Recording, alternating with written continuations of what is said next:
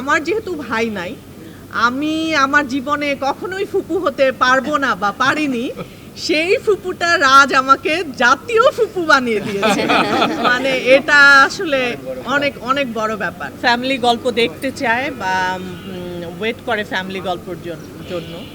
কতটুকু ওয়েট করে এখন আমার চেয়ে অনেক ভালো আপনারা বলতে পারবেন যে কোনো নাটকের জন্য বাংলাদেশের ইতিহাসে লাস্ট ২০-২৫ বছরে আমি আমার ক্যারিয়ারে প্রায় ২৬-২৭ বছরে আমি দেখিনি যে কোনো নাটকের কোনো এপিসোডের জন্য মানুষ অপেক্ষা করে এবং একটা সময় দেখা যায় যে আমাদেরকে এত কথা শুনতে হয় যে কেন আসছে না এবং কেন এত অল্প সময়, ওরা আরও অনেক অনেক বেশি সময় ধরে দেখতে চায়।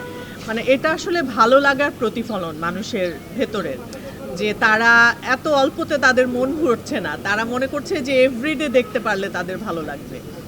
এটা যে এত বড় আকারে মানুষের হৃদয়ে গিয়ে নাড়া দেবে সেটা আমরা আসলে বুঝতে পারিনি। আমরা শুরু করেছিলাম মনে করে, আমাদের চেষ্টা ছিল যে আমরা মানুষকে ভালো লাগার জন্য কিছু করব।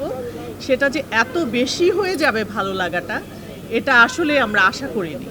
এটার জন্য আমি বলবো যে সবার আগে তো রাজের সবচেয়ে বড় কৃতিত্ব, রাজ এভাবে চিন্তা করেছে এবং আমাদের দর্শকদের কাছে আমি অনেক অনেক কৃতজ্ঞ যে আপনারা আমাদেরকে এই জায়গায় আপনারা স্থান দিয়েছেন।